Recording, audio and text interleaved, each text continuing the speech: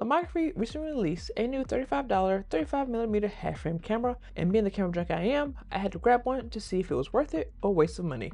So I took it to the Virginia Beach boardwalk with one major rule: shooting in pairs, one wide shot and one close up. So in this video, we'll talk a little bit more about the camera, we'll go over some of the photos I took, and then you can decide whether or not this camera is worth it for you. Let's jump in. So this is Lomo's newest entry into the film photography world. It is a simple use reloadable film camera. More specifically, it is a half frame camera. So all that means is instead of one shot per frame, you get two. Okay, so let's talk about kind of the build and what's going on with this camera. So starting from the front at the top, you have the viewfinder. Going down, you have the lens here. To the right of the lens, you have the flash. And then you also have three color gels, so yellow, blue, and a pink. And then below the flash, you have the flash button. So this is what you press to turn the flash on. If we move to the top, you have the shutter button on the left. Again, you got the viewfinder here. And then to the right of the viewfinder, you have the film counter. So that just lets you know how many shots you've taken. Below that, you have the rewind knob. This is how you rewind your film once you're done. And below that, you have the flashlight indicator. So once you press the flash button here, this light will turn on.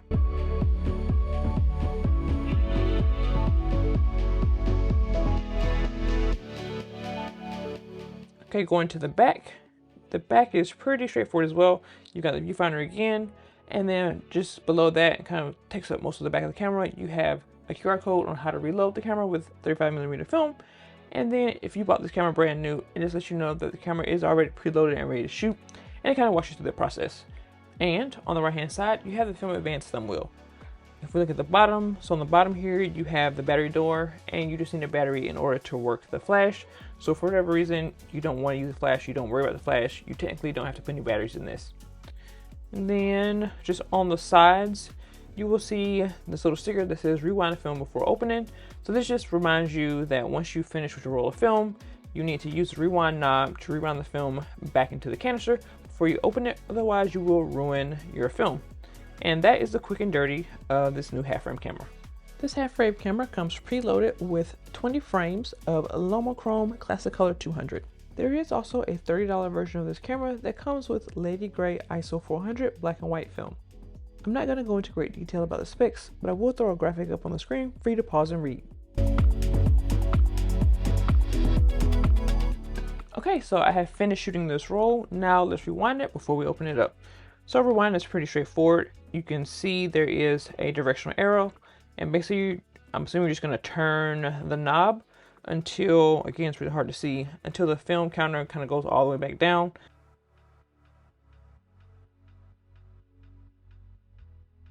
So this is tougher than I thought it was going to be, so I have to hold it differently. But I do like that you can hear a clicking sound, and you can see the rewind, you can see the Film Advanced thumb wheel move as well. So I'll try to make it so you guys can see. Yeah, this is going to be, you kind of got to hold tension in the knob while you turn to keep it from loosening up. And then I'm going to check and see if I can see any change in the film counter. I'll have to take it off camera. So I do appear to notice the numbers going down for the film counter, so we'll keep spinning.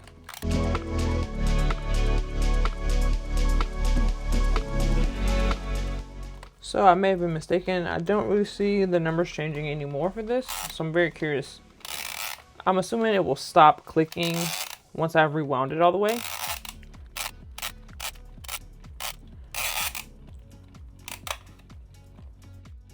Oh, there we go.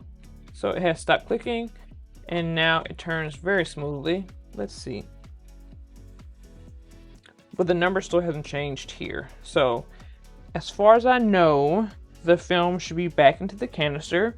So we're gonna cross our fingers and open it and hope for the best. Now it may have done me some good to actually read the instructions, but I didn't, so it's fine. We're gonna take off this sticker here, and you'll see there's a little latch, I guess, that you can pull on to open this. We're gonna open one side maybe. Oh, just kidding, you push in, not pull. So it's a button you push in. Now we're just gonna go for it. Got my finger.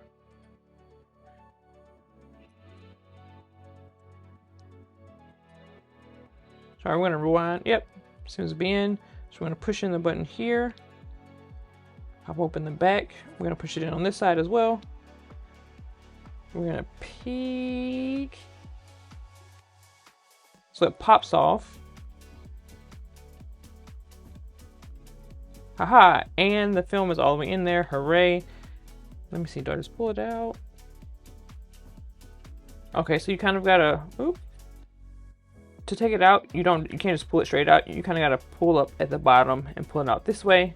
And then if I wanted to add more film back into this, you would again just take a canister, kind of slide it up and in, and then you would put your film in. And so here it has the little groove where you can stick in your film, and then the little latch here to catch onto the film, and also has latches here to catch onto the film. But very simple camera. You can see the battery when you take off the back as well, so that's just good to know. It is a AAA battery. And then we're gonna put the back on. I think you probably just snap it. Well, let's see. Oh, okay, so here is a little plate, I guess, for the film. So you just kind of got to make sure it slides into here. And then I think you just snap it into place. You're gonna make sure it's closed before you actually use it. And boom, there you have it. We have unloaded the film in this half frame camera. Oh, before I leave, so one thing I found out about the LomoChrome Film is that it just pops open. It pops open the top. So initially I was trying to like pry it open because for whatever reason I couldn't get it out. But yeah, you don't need to pry it open. It just pops open. So I'm not gonna do it now, otherwise I ruin the film. But I thought it was very cool. It also makes it really easy to reuse this film canister in case you ever decide to bulk load your film.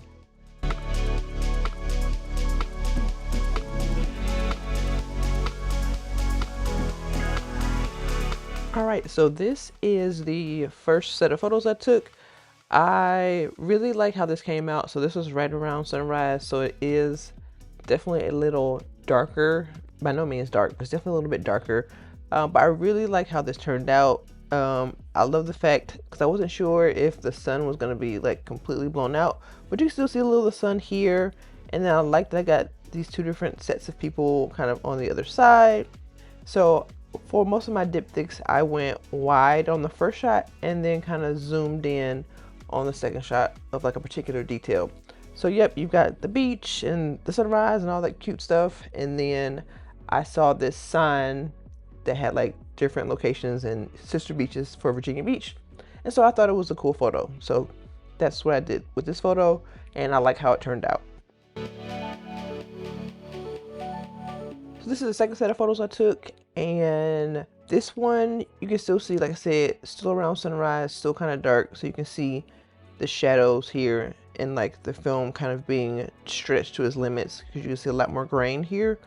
And just a lot of the sunlight didn't quite reach this corner of the photo. But then as I zoomed in, I decided to go for the fish that looked a bit different than the others, and I did use a flash on this one, and I think that definitely helped with the photo and just like illuminating the subject. So this is a picture or set of pictures of a giant King Neptune statue that's on the boardwalk. Overall, pretty happy with these as far as how they look. Composition wise, I wish I would have gotten closer to King Neptune just because there's so much white space here. I would have liked them to be bigger, but I wasn't sure how I want to address this one or like take this photo, because if I went with him head on, he would have been completely in shade, and I'm not sure that the flash would have been enough to illuminate him well, especially with the sun being behind it. And so I didn't want to just have a completely kind of dark photo here. So I do like that I do get kind of a split, and so light on the back of him and then kind of shade in the front. And I think it's a good representation, or it was this good idea to see kind of how it performed with kind of the split lighting. Overall, I think it did well. Again, I am pretty far away from the statue, so the face is not super in detail. Again, according to the camera, the best like focusing distance is I think 0.5 meters to 1.5 meters, and I'm definitely farther away than that. But overall, I still think it did pretty well. Let's look at the edges. I mean, you can still make out generally what these objects are: person running, some buildings, some light poles, things like that. So overall, pretty happy with how that photo came out performance wise. And then this is just a detail shot of some of the fishies. I think it's on the other side, kind of the back corner of the statue.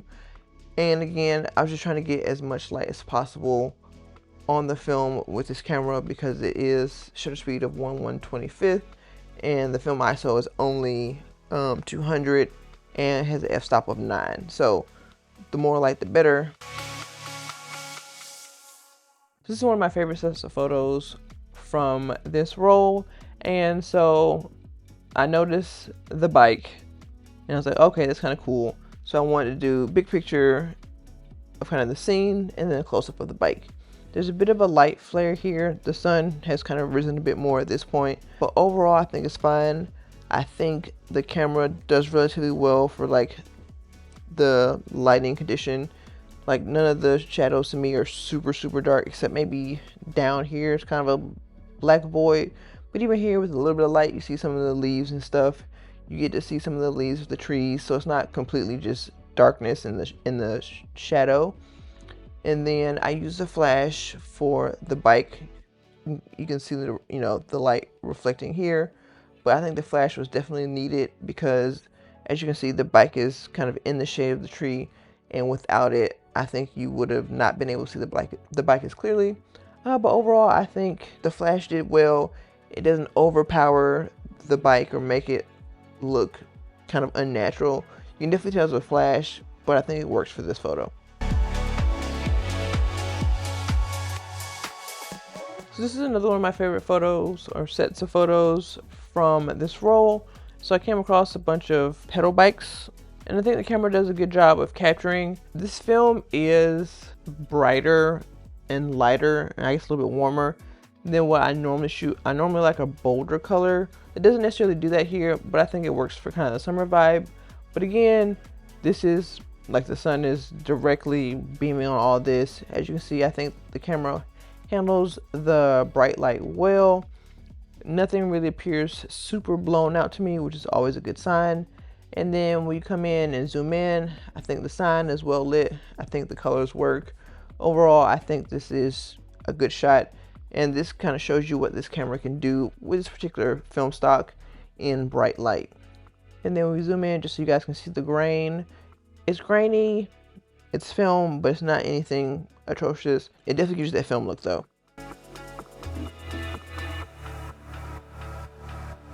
So here is another shot that I'm okay about. It's not my favorite shot, it's not the worst shot.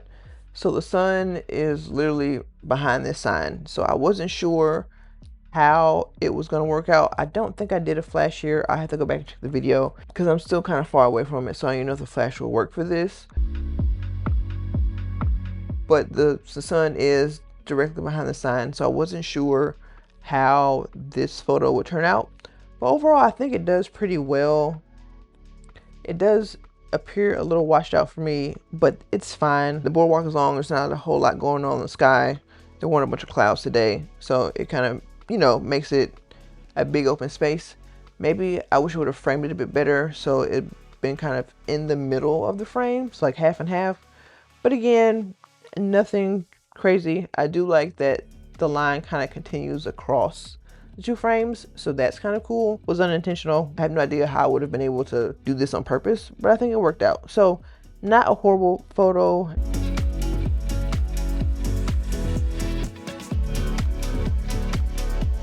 And I just want to show you guys this one for kind of two reasons. So this is one of the ones where I actually switch, and so the close-up shot was taken first and then the wider shot was taken second.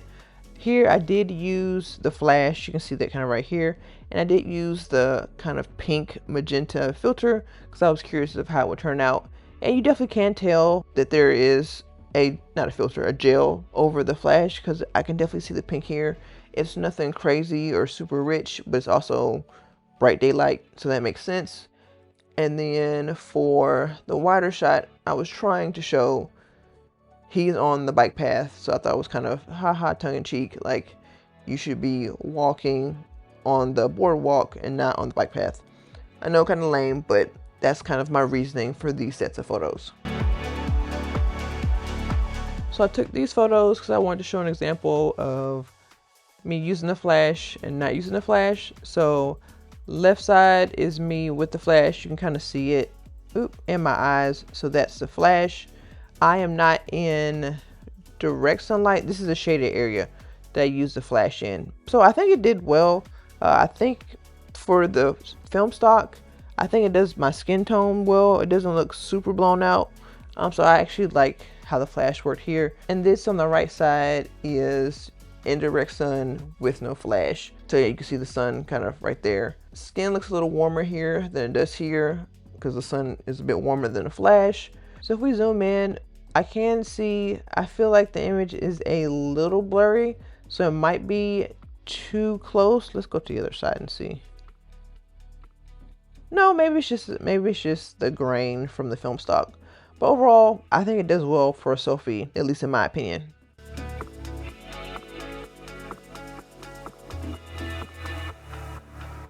I just want to show you guys this one because this is one of my favorite shots from the set of photos as well. Again, I normally like bolder colors, but the kind of light pastel-y, bright colors here and scene kind of work. It's a very summery vibe.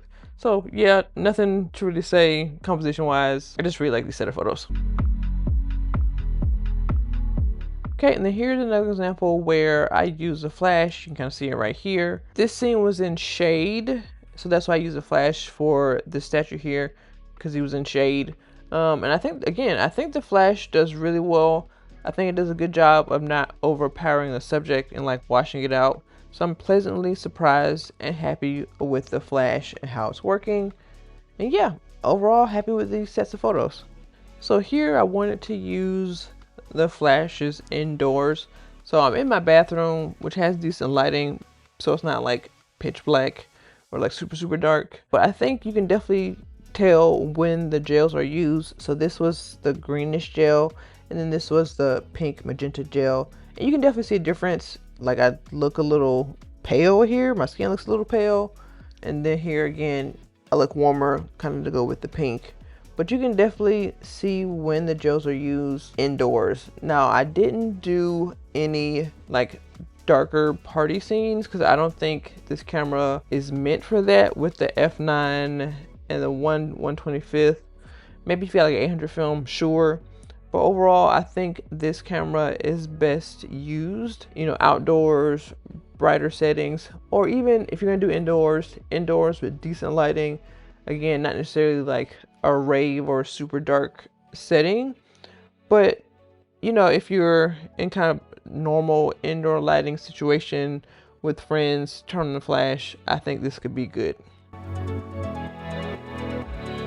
So one of my main complaints about this camera is that the frame counter is really hard to read.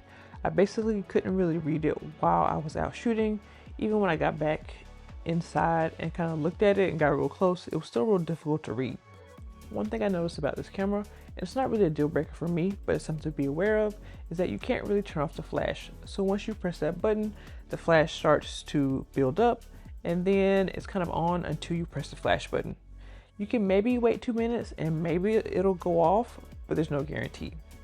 Another thing about this camera is the battery door is a bit difficult to open. It looks like it should just kind of pop open, but it doesn't, which I mean, I guess is good. You're not gonna lose the battery accidentally, but it definitely can be a challenge to open. I will say one of the benefits of this camera is that it's pretty compact and easy to travel with. It's also really easy to use. It's very straightforward and very simple, which I think is great for beginners. One of the pros of this camera is that the viewfinder is basically directly above the lens, which is great. It kind of gets rid of the concern of having to compensate for the viewfinder and the lens not being centered. If you're a beginner looking to get into film photography without spending a lot of money, this is one of the most affordable entry points out there.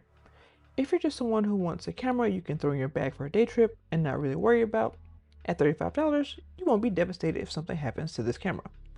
And if you want to experiment with half frame and see if the format clicks with you before investing in something more expensive, this is a low risk way to try it. If you want manual control of your settings, your aperture, your shutter speed, your focus, this camera does none of that. It's fully automatic, fully fixed. If you want tight, intimate close-ups, the 21mm wide lens might frustrate you. You have to get physically close to your subject. And if you're someone who shoots a lot in low light, the fixed f9 aperture and 1/120th shutter speed will limit you, even with the flash. I really enjoy shooting with this camera. It was a lot of fun. I'm really glad that I decided to do kind of a diptych theme. I think this will force me to use my half frame cameras more, so I definitely think I plan to do that. Maybe I'll do a little, project for myself, shooting in diptychs. One thing I would have changed about this field test is I would have shot in darker locations just to really test out the flash and see if it was as capable as I think it is.